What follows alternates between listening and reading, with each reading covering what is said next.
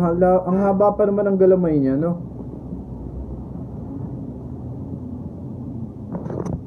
Basta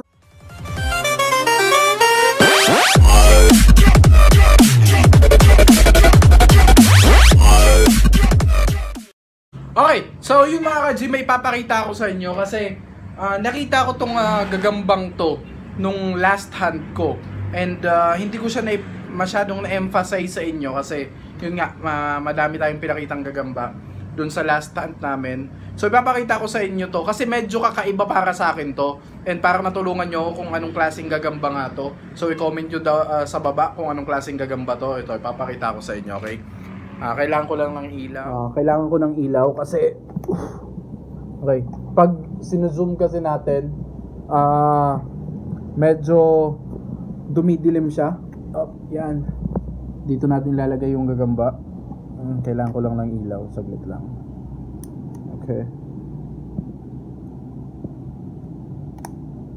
Ayan. So lalabas natin yung gagamba. Okay. Saan na ba yun? Ito. Ito, kung makikita nyo, tignan nyo. Okay, ayan. Ilalabas natin.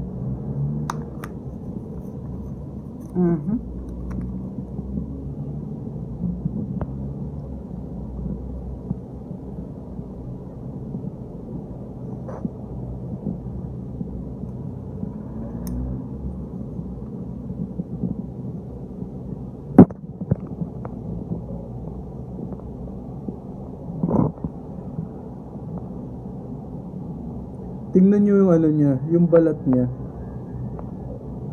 Ayan o.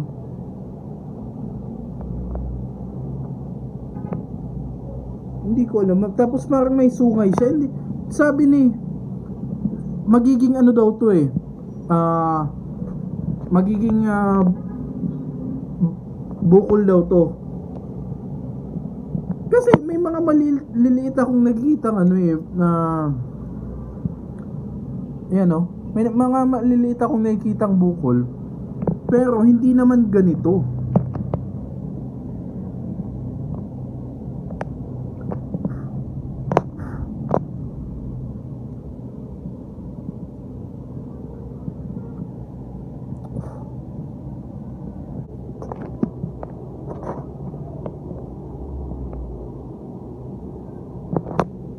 Ayan.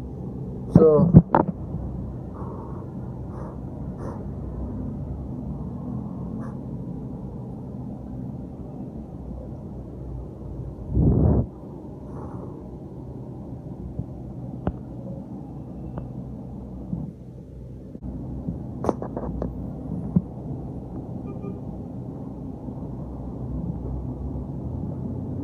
ang haba pa naman ng galamay niya, no? Yun yung sabi, bukol daw to. Comment nyo mga galamay, mga ka-G, kung anong klaseng gagamba to.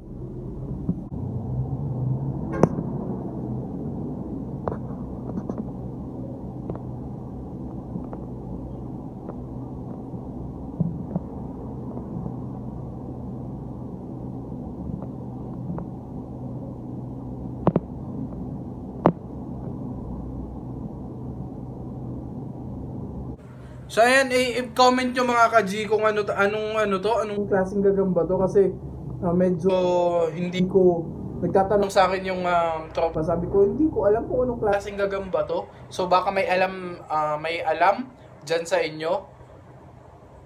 Ako talaga, I wonder talaga if, sabi ka nga kasi bukol to. Hindi ako sure kung talagang bukol tong gagambang to. Oh, yan mga ka-G, may ano dito. Okay. Nag-molt na yung ano natin. Isang sling. Yan, kunin natin yung ano. Kunin natin yung ayan, ito na yung pinag-moltan niya.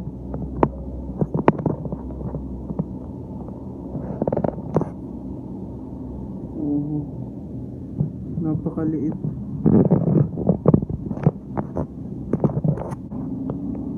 Pero at least nagsisimula na silang mag-molt.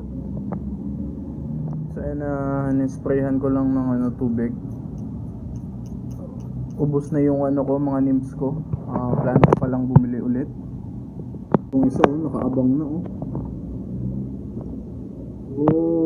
walang pagkain ngayon, bukas pa. Tubig ka na muna.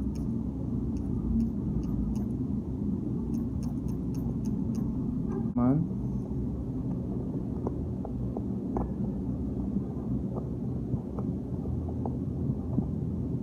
Yun, uy, malaki na siya.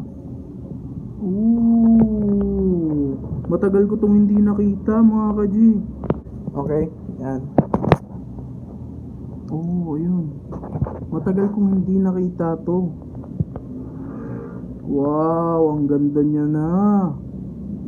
Kasi nasa ilalim yan, ayun may hukay dun. Ngayon lang to lumabas. Bukas pa kayo makakakain. Ayan. Spray na muna kayo ng tubig. Tubig na muna. Okay. Ayun. So, kunin natin yung isa. Wow. Wow.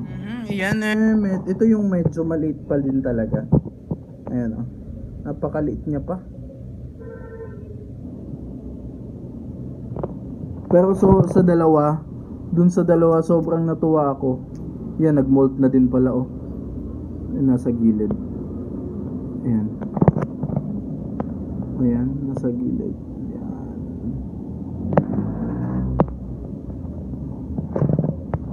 So, spray na muna ng tubig. Bukas ko pa sila mapapakain. Okay. Bili tayo ng mga nymphs. Okay. Ganyan lang nakalagay muna yung yung tapos nandito yung ayan, nandito yung tarantula ko. Plano ko lang ilipat to. Yung video na yon, ililipat na natin siya sa sa dapat niya talagang sa proper niyang enclosure, kasi yun nga arboreal ba tawag doon? Okay, yun nga tayo. Basta yun, yung dapat medyo pataas yung pataas yung enclosure niya nitong P-Metallica natin. Kaya hindi dapat ganyan, pero sabi ko nga hindi naman mahabang panahon yon na habang buhay siyang dyan. For the meantime lang naman, kasi wala pa tayong, sabi ko, plano ko ngang mag-ayos talaga, alam mo yun, may proper na lagayan, papagawa ng lagayan, ganon, sa pag nakalipat na ako ng bahay. Yun yung plano ko. So hanggang dito na muna, mga ka-G, and happy keeping, happy hunting, and Merry Christmas sa inyo, and peace out! Let's go! Like nyo yung video kung gusto nyo yung ganitong klaseng video, okay? Peace!